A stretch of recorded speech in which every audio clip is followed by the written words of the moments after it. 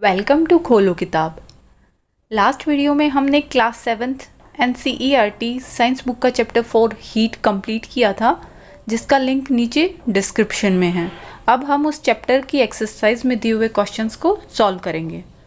Total 11 questions दिए हुए exercise में। स्टार्ट करते हैं क्वेश्चन नंबर 1 के साथ। क्वेश्चन नंबर 1 है, state similarities and differences between laboratory thermometer and clinical thermometer. तो हमने चैप्टर में डिटेल में स्टडी किया था about laboratory thermometer and clinical thermometer. अब हम इनकी सिमिलैरिटीज़ देख लेते हैं। सबसे पहले सिमिलैरिटीज़ में फर्स्ट पॉइंट तो यही है कि दोनों टेम्परेचर को मेज़र करने के लिए हम यूज़ करते हैं। दूसरी सिमिलैरिटी ये है कि दोनों ही के अंदर एक long narrow uniform glass tube होगी with bulb at one end which contains mercury, and outside the bulb a small shining thread of mercury can be seen।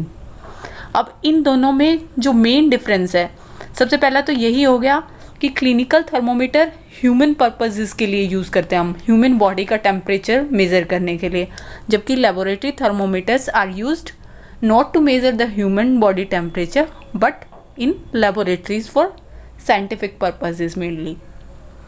Next difference ये है कि क्लिनिकल थर्मोमीटर्स के अंदर किंक होता है which prevents backflow of mercury, और laboratory thermometers के अंदर किंक नहीं होता है to prevent the immediate backflow of mercury. Next difference ये है कि clinical thermometers can be tilted while reading temperature values, जबकि laboratory thermometers should be kept upright and not tilted. Next difference है रेंज का।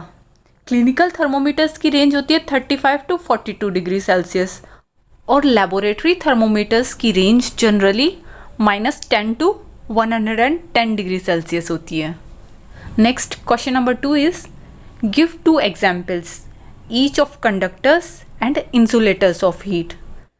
ये हमने चैप्टर में discuss किया था कि conductors are the materials which allow flow of heat easily, while the insulators are poor conductor of heat। Conductors के example हमने स्टडी किए थे एल्यूमिनियम, कॉपर, आयरन, स्टील, और इंसुलेटर्स में wood, plastic, glass, rubber. Next question number 3 is fill in the blanks.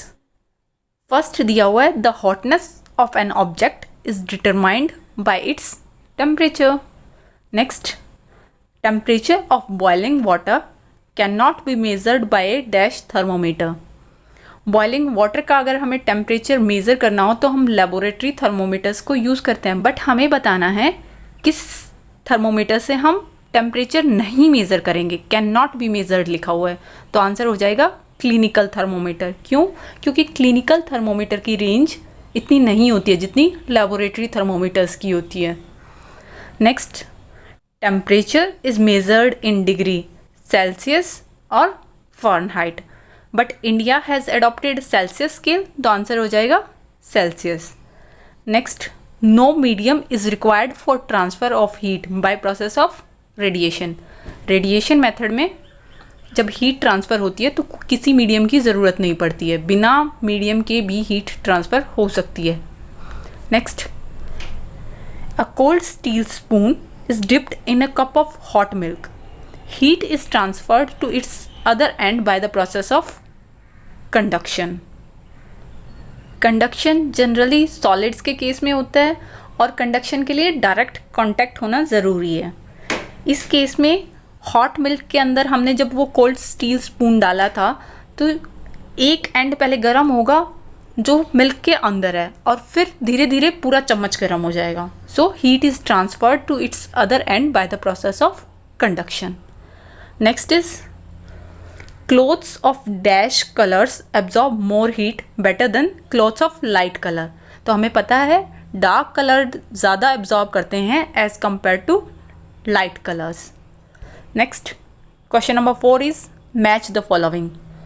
Column 1 और column 2 में ये कुछ आइटम्स दिए हुए हैं, हमें इन्हें मैच करना है। ये भी हमने चैप्टर में डिटेल में स्टडी किया था कि लैंड ब्रीज जो होता है वो नाइट में होता है, मतलब लैंड से ठंडी हवा आएगी रात के टाइम पे, और sea breeze during day time, मतलब दिन में ठंडी हवा आएगी सी की तरफ से in coastal areas. Next is dark coloured clothes are preferred during, तो हम डार्क कलर्ड कब प्रेफर करते हैं? विंटर्स में, बिकॉज डार्क ज़्यादा एब्जॉर्ब करेगा हीट को। और लाइट कलर्ड कब प्रेफर करते हैं? समर्स में, क्योंकि लाइट ज़्यादा रिफ्लेक्ट करेगा हीट को। Next question number 5 is discuss why wearing more layer of clothing during winter keeps us warmer than wearing just one thick piece of clothing. ये भी हमने चैप्टर के अंदर डिस्कस किया था कि क्यों हम सर्दियों में, अगर आपको ऑप्शन दिया जाए एक थिक ब्लैंकेट या फिर 2 थिन ब्लैंकेट्स में से, तो आप किसको चूज़ करोगे? आप चूज़ करोगे 2 थिन ब्लैंकेट्स को, because there is air trapped between the 2 layers of blankets and air is poor conductor of heat. इसीलिए हम सर्दियों में कपड़े भी कई लेयर्स में पहनते हैं, ताकि there is a layer of air between the clothes. And being a poor conductor of heat, this air prevents loss of heat from the body, so we feel warm. Next, question number 6 is look at figure 4.13.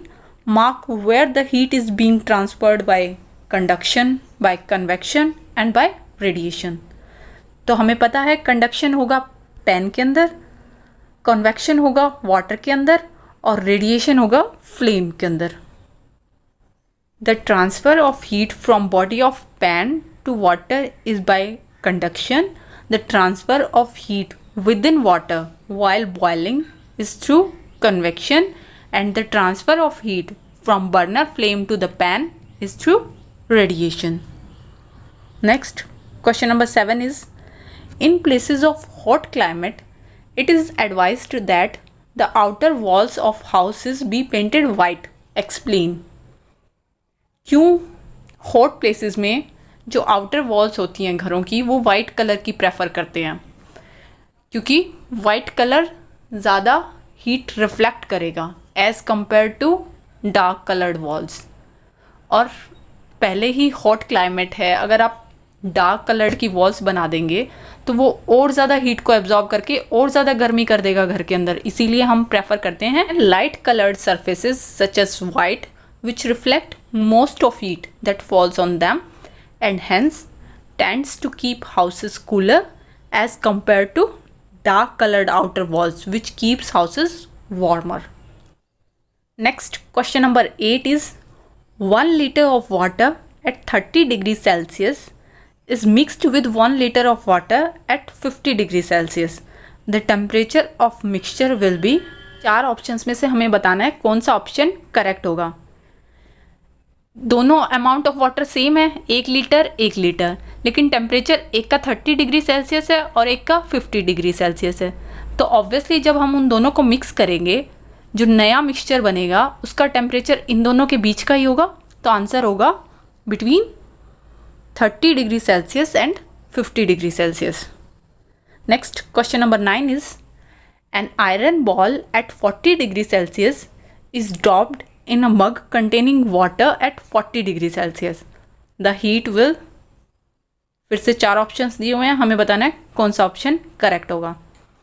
अब iron ball का temperature और जो मग में water है उसका temperature, दोनों का temperature same है, तो हीट फ्लो नहीं होगा।